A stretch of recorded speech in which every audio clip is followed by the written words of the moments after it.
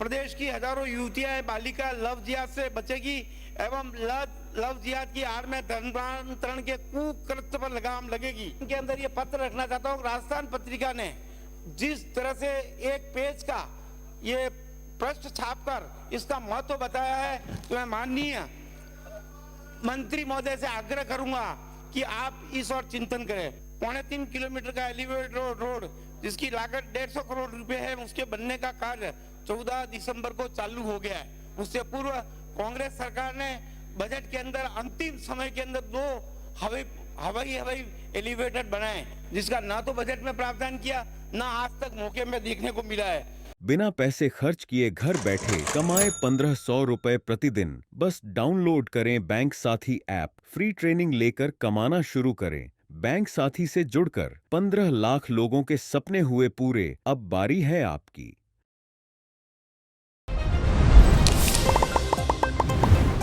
मोदी के 2037 विकसित भारत बनाने, विश्व की पहली अर्थव्यवस्था बनाने के सपने को साकार करने का संकल्प है यह बजट।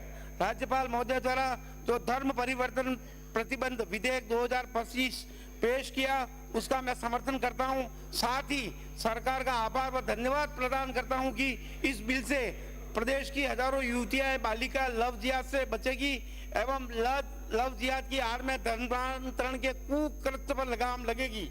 मैं केंद्र सरकार का भी आभार व्यक्त करना चाहूंगा कि उदयपुर विश्व का मुख्य पर्यटन क्षेत्र है एवं चारों ओर झीलें हैं, दूसरी ओर पहाड़ियां हैं। उनको उन झीलों और पहाड़ियों के संरक्षण हेतु केंद्र सरकार ने 24 जनवरी 2025 को इन झीलों के संरक्षण हेतु सरकार के प्रयासों से विश्व के 31 शहरों में उदयपुर एवं इंदौर पहले 2 शहरों का नाम आया है, जिन शहरों को वेटलैंड सिटी का वैश्विक दर्जा प्राप्त हुआ है। इससे उदयपुर को वैश्विक दर्जा प्राप्त हुआ है। और मैं आपको इस सदन के अंदर ये पत्र रखना चाहता हूँ। राजस्थान पत्रिका ने जिस तरह से एक पेज का ये पृष्ठ छापकर इसका महत्व बताया है, तो मैं माननीय मंत्री महोदय से आग्रह करूंगा कि आप इस ओर चिंतन करें। उदयपुर की झीलें पहाड़ियां संरक्षित होगी। पिछले सत्र में मैंने उदयपुर की पहाड़ों को लेकर 295 के तहत प्रश्न पूछा। विभाग ने 43 में से 15-16 पहाड़ियों को नियम विरुद्ध छलनी होना स्वीकार किया, लेकिन उसमें खाना पूर्ति कर कार्रवाई की और इतिश्री कर दी। अतः यह चिंता का विषय है। मैं सरकार से मांग करता हूं कि पहाड़ियों की खातेदारी की उसके बदले जमीन देकर कानून बदलकर इसे फॉरेस्ट लैंड घोषित किया जाए। पूर्ववर्ती सरकार ने 1962-63 में कांग्रेस सरकार ने स्वर्गीय प्रधानमंत्री भारत रत्न अटल बिहारी वाजपेयी द्वारा कहा गया था कि देश में एक और सूखे की मार झेल रहा है, तो दूसरी ओर बाढ़ की आपदा झेल रहा है, और सुझाव दिया कि देश की नदियों को आपस में एक दूसरे को जोड़कर दोनों विपदाओं से निपटा जा सकता है। उस समय के कांग्रेस सरकार के सदस्यों ने उस बात का मखौल बनाया कि प्रकृति को कैसे चेंज कर सकते हैं, लेकिन आज यह सत्य प्रतीत होता नजर आ रहा है।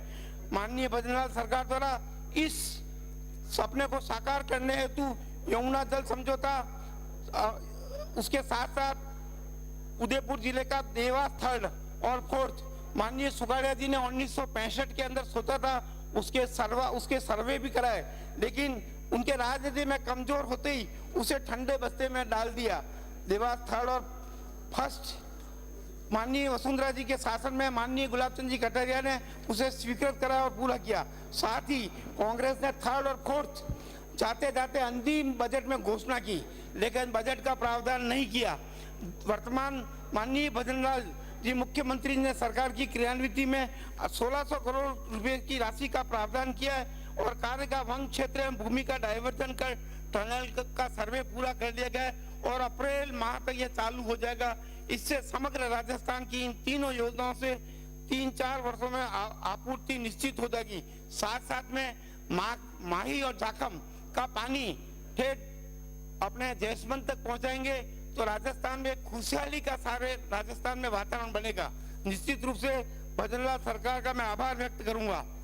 मेरे विधानसभा क्षेत्र उदयपुर शहर में महत्वपूर्ण पर्यटक नगरी होने से पर्यटकों का वर्ष भर आवागमन रहता है। शहर में बड़ी बड़ी परीक्षाओं में 50,000 विद्यार्थी आने पर शहर के एक कोने से दूसरे कोने पर जाने पर घंटे लगते हैं। भजनलाल सरकार ने शहर के रेलवे स्टेशन से कलेक्टर निवास तक 3.25 किलोमीटर का एलिवेटेड रोड जिसकी लागत 150 करोड़ रुपए है, उसके बनने का कार्य 14 दिसंबर को चालू हो गया है। उससे पूर्व कांग्रेस सरकार ने बजट के अंदर अंतिम समय के अंदर 2 हवाई एलिवेटेड बनाए, जिसका ना तो बजट में प्रावधान किया, ना आज तक मौके में देखने को मिला है। इस कार्य के पूर्ण के पश्चात शहरवासी और पर्यटकों को बड़ी राहत प्रदान करी। शहर के आवागमन के द्वार पर गुजरात से आने वाले पर्यटकों प्रवेश द्वार पारस चौराहे पर 37 करोड़ की लागत से ओवरब्रिज बन रहा है, जो 14 दिसंबर वीआईटी द्वारा चालू कर दिया गया है। इससे शहर में काफी राहत प्रदान होगी। शहर के सभी चौराहे जो चौड़े किए जा सकते हैं, इससे निश्चित रूप से शहर के अंदर पर्यटकों को बहुत राहत मिलेगी। पेयजल हेतु 215 करोड़ का बजट आवंटित किया है। स्वच्छ पानी के लिए 4 परिशोधन यंत्र 42 करोड़ रुपए की लागत से 42 पानी की टंकी 10 पानी की टंकियां और 20 करोड़ शहर के विभिन्न वर्षों से 40 वर्षों पुरानी पाइपलाइन तो 2,14,533 मीटर डालने से 7 करोड़ 7 करोड़ क्षेत्रवासियों को शुद्ध पेयजल मिलेगा। वर्षों से स्वीकृत 400 केवीए का ग्रिड स्टेशन भूमि आवंटित होने के बाद पिछले 12 वर्षों से वो लंबित थी। वर्तमान सरकार ने उसे स्वीकृत किया है और मुझे विश्वास है कि नई भूमि भी आवंटित कर दी गई है और अप्रैल में चालू हो जाएगा। उससे उदयपुर संभाग चित्तौड़ से लेकर बांसवाड़ा, सागवाड़ा और इन सभी क्षेत्रों के अंदर विद्युत आपूर्ति ठीक हो जाएगी। महाराणा भोपाल चिकित्सालय में भवन जो पिछली कांग्रेस समय में बना था, 2 मंजिला इमारत धंस गई, फिर उसकी जांच के अंदर भी लिपापोती हो गई। उसके लिए सरकार ने फिर बजट आवंटित किया है। मैं सरकार से मांग करूंगा, चिकित्सा मंत्री से आग्रह करूंगा कि डीएमएफटी और यूआईडी द्वारा ये पैसा आवंटित किया कराकर इस राशि को तुरंत दिया जाए। मेरे द्वारा पिछले सत्र में मैं आपका ध्यान इस ओर आकर्षित करना चाहता हूं कि 2022 में जिस तरह से कन्यालाल हत्याकांड एवं देवराज हत्याकांड जो उदयपुर की नगरी के अंदर हुए थे, वो दोनों हत्याकांड सारे देश और समाज को हिलाने वाले थे और जिसके अंदर पिछली सरकार की पैरवी की अभाव के अंदर कन्यालाल के हत्यारों को पैरोल जमानत मिल गई थी। मैं चाहूंगा कि कानून व्यवस्था को मजबूत करने के लिए उदयपुर शहर के अंदर 2 पुलिस चौकियां हैं। एक तो आयर, वो बहुत बड़ा सेंसिटिव जोन है, दूसरा खाजीपीर, वह क्षेत्र भी सेंसिटिव है। इन दोनों पुलिस चौकियों को पुलिस थाने का दर्जा दे सके ताकि कानून व्यवस्था मजबूत हो सके, ऐसा मेरा आपसे सरकार से आग्रह है। इसी तरह से हम देख रहे हैं प्रतापनगर और अहमदाबाद मुख्य मार्ग पर आवाजाही बहुत रहती है। 4 लेन का प्रकृति पर आने वाली वलीचा रोड को 4 लेन का बजट में सम्मिलित कराकर 50 बीघा भूमि आवंटित कर दी गई है। अतः हाईकोर्ट बेंच के लिए राशि आवंटित करने का मैंने आग्रह किया, वो दिलाने का कष्ट करें।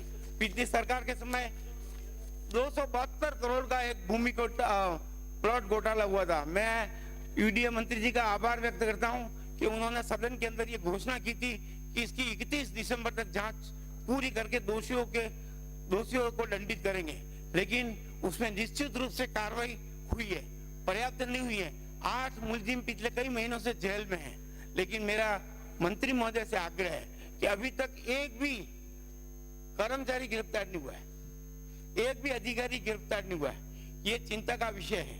49 भूखंड निरस्त कर दिए, उनके कब्जे ले लिए, लेकिन आज तक उसमें एक भी कर्मचारी को नोटिस जरूर दिए हैं, लेकिन गिरफ्तार नहीं हुए। मैं सरकार से मांग करूंगा कि निश्चित रूप से अपराधियों तक, क्योंकि ये चिंता का विषय है कि जिस तरह से इन 272 प्लॉटों के अंदर घपले किए गए थे, इससे सरकार और कानून का भय समाप्त हो गया था और इससे निश्चित रूप से अगर कानून के शिकंजे में आएंगे तो सरकार की छवि भी सुधरेगी और पिछले घोटालों का खुलासा भी होगा और कानून का राज कायम होगा। मैं पुनः एक बार सरकार से आग्रह करूंगा कि यह बजट निश्चित रूप से 2047 के अंदर नरेंद्र मोदी ने विकसित भारत का संकल्प लिया है, उस संकल्प को पूरा करने की नींव का पत्थर साबित होगा। धन्यवाद। जय भारत, जय हिंद।